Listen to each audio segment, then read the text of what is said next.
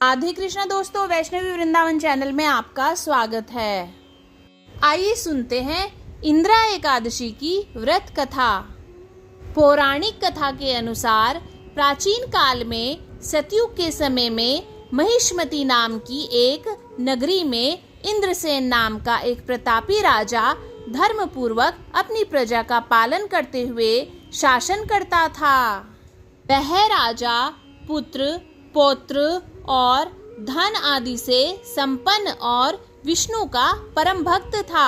एक दिन जब राजा सुखपूर्वक अपनी सभा में बैठा था तो आकाश मार्ग से महर्षि नारद उतरकर उसकी सभा में आए। राजा उन्हें देखते ही हाथ जोड़कर खड़े हो गए और विधि पूर्वक आसन व अर्घ्य दिया।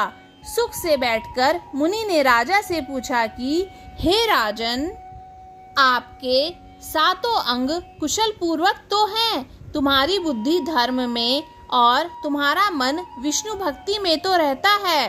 देव ऋषि नारद की ऐसी बातें सुनकर राजा ने कहा, हे महर्षि, आपकी कृपा से मेरे राज्य में सब कुशल है तथा मेरे यहाँ यज्ञ कर्मादि सुकृत हो रहे हैं। आप कृपा करके अपने आगमन का कारण कहिए। तब ऋषि कहने लगे कि हे राजन, आप आश्चर्य देने वाले मेरे वचनों को सुनो। मैं एक समय ब्रह्मलोक से यमलोक को गया।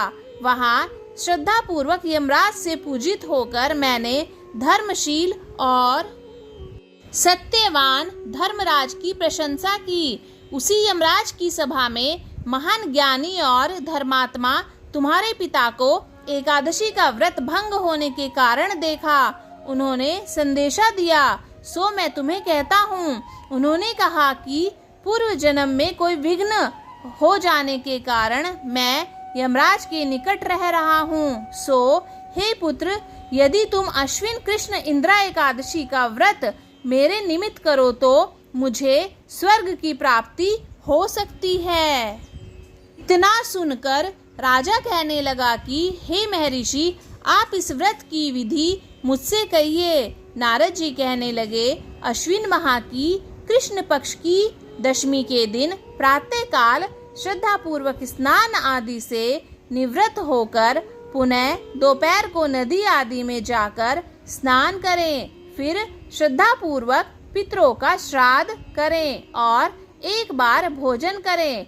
प्रातः काल होने पर एकादशी के दिन दातुन आदि करके स्नान करें। फिर व्रत के नियमों को भक्ति पूर्वक ग्रहण करते हुए प्रतिज्ञा करें कि मैं आज संपूर्ण भोगों को त्याग कर निराहार एकादशी का व्रत करूंगा। हे पुंडरीकाक्ष, मैं आपकी शरण में हूँ, आप मेरी रक्षा कीजिए। इस प्रकार नियम पूर्वक शालिग्राम जी की मूर्ति के आगे विविध पूर्वक श्राद्ध करके योग्य ब्राह्मणों को फलाहार का भोजन कराएं और दक्षिणा दें।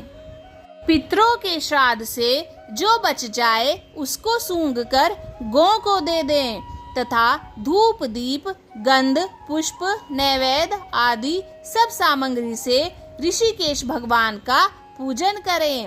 रात में भगवान के निकट जागरण करें। इसके पश्चात द्वादशी के दिन प्रातः काल होने पर भगवान का पूजन करके ब्राह्मणों को भोजन कराएं। भाई बंधुओं, स्त्री और पुत्र सहित आप भी मौन होकर भोजन करें। नारद जी कहने लगे कि हे राजन, इस विधि से यदि तुम आलस्य रहित होकर इस एकादशी का व्रत करोगे तो तुम्हारे पिता अवश्य ही स्वर्गलोक को जाएंगे। इतना कहकर नारद जी अंतर्ध्यान हो गए। नारद जी के कथानुसार राजा द्वारा अपने बांधवों तथा दासों सहित व्रत करने से आकाश से पुष्प वर्षा हुई और उस राजा का पिता गरुड़ पर चढ़कर विष्णु लोक को गया। राजा इंद्रसेन भी एकादशी व्रत के प्रभाव से निष्कंटक राज्य करके अंत में अपने पुत्र को सिंहासन पर बैठाकर स्वर्ग लोक को गए। हे युधिष्ठिर, यह इंद्रा एकादशी के व्रत का महात्म्य मैंने तुमसे कहा। इसके पढ़ने और सुनने से मनुष्य सभी पापों से छूट जाते हैं और सब प्रकार के भोगों को भोग कर बैकुंठ को प्राप्त होते हैं। इतना ही नहीं, इस व्रत से पितृदोष दूर होता है तथा पितृदोष से मुक्ति मिलती है। दोस्तों, ये थी इंदिरा एकादशी की व्रत कथा। अगर आपको ये वीडियो अच्छी लगी तो वीडियो को लाइक कीजिए, चैनल को सब्सक्राइब कीजिए और कमेंट बॉक्स में राधे राधे ज़रूर लिखिए। राधे राधे।